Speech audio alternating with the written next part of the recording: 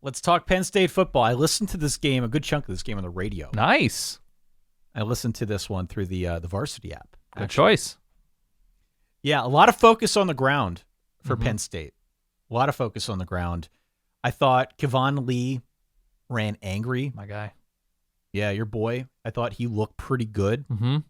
I thought, it was good to see Nick Singleton out there, their 5-star number 1 running back recruit from Reading. Yeah. He didn't get a whole lot of action. He had the first carry of the game. He had a 2-point conversion, but his stat line on the ground was 4 carries for 0 yards, which is never great, but he did catch a nice one out of the backfield and showcase some of what he brings to the roster. So, the running game for Penn State is largely a function of the offensive line. And the offensive line in this game was grossly understaffed, which made it hard to really gauge. Yep. Is it good? Is it not good? We know from watching Penn State the last 2 seasons that they need to get better as a running entity. I don't care who it is. I don't care if it's Singleton or Lee or Katron Allen, whoever it ends up being, they need to get better as a rushing team. And I expect that they're going to try and put some focus into that this coming season. Whether or not they get there, I think will determine to some extent the success of this offense. Year 2 under Mike Yurcich, can they actually establish something of a running game? Doesn't need to be run heavy, but it needs to at least be a presence. They've just not had that. So in terms of what's blurry, that's blurry. 125th most explosive rushing attack in college football last year. Yeah, not good. No. Right? You need to get better, especially if you want to be in any kind of contention in the Big Ten. And they just weren't there. They weren't there. You can't put it all in the arm of Sean Clifford or whoever your quarterback is. It's just not going to be a successful formula. So that to me is still very blurry. The quarterback thing isn't blurry. It's just not. It's going to be Sean Clifford. We saw Clifford in this game. He got some limited work. I also think it's very in focus that the backup's going to be Christian Veilleux. He's the clear backup at this point, even with Drew Allar now on campus. He came in, he got a little bit of work, didn't look great in his first action, threw 2 picks, definitely a little raw, definitely not aided at all by wide receivers dropping passes, and get help in that regard.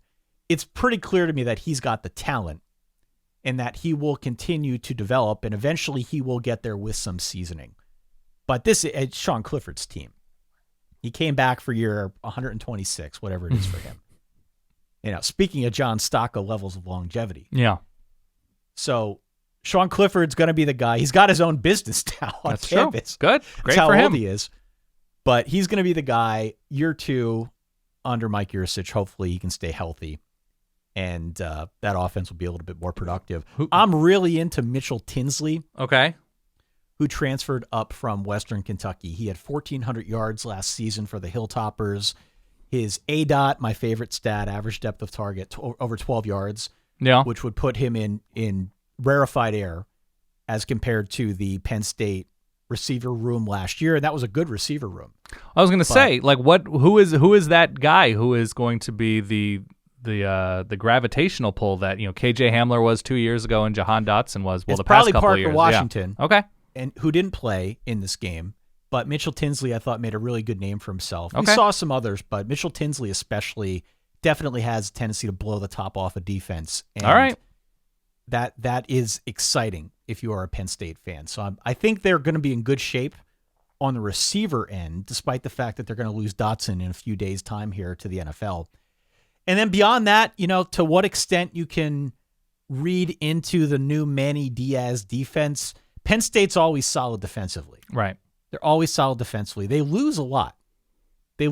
So I think there will continue to be questions about, all right, who can plug the gap, who can step up, who can give the same level of productivity that these guys walking out the door gave in 2021. You're going to have that, but by and large, to the extent that we can read anything into what we saw from the blue-white game, the defense looks solid enough.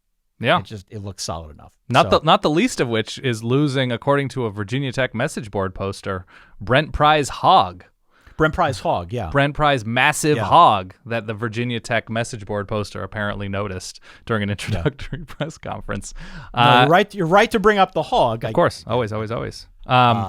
My question is, what do you do to not lose 3-point games every other week? What do you do to not lose to Michigan State by 3, to Michigan to 4? I mean, they were in the Ohio State game, the Iowa game. Obviously, Sean Clifford goes down, but like on the margins, like where is Penn State slightly better to pull out 3 to 5 point games that they just like? How many games are they winning last year if they pull out the close calls? 10, 11 games? Like that's the difference. Well, I'll give you one, and I don't have the numbers in front of me, but I know that this is an area of emphasis, and they talked about it a lot in the broadcast. 3rd and short. Yeah. 3rd and short for this team was a real issue last season. And so whether it's a function of your play calling when you're passing the football or getting a push up front with your offensive line, being able to convert on like 3rd and 2 is a big deal for this team. That's one area, speaking of those margins, where if they can definitely improve their conversion rate, that's going to take them places. I don't know if they're winning 3 more games because of that, but it is these small details, these finer points of football that eventually, if taken in totality, can help win a couple more games. I think it's a great answer. There were 85th in 3rd and short success rate, 95th on defense on 3rd and short, and nationally the 3 and out percentage. They went 3 and out 31.3% of the time. That was 88th nationally. Obviously, the defense did a much better job getting off the field, but that offense getting off the field, it's so helpful for opponents if your offense can't stay on the field. And so I think you're absolutely right. I think if Penn State's offense is in a much better rhythm in high leverage moments, they're probably winning a couple more games, certainly winning the Illinois game.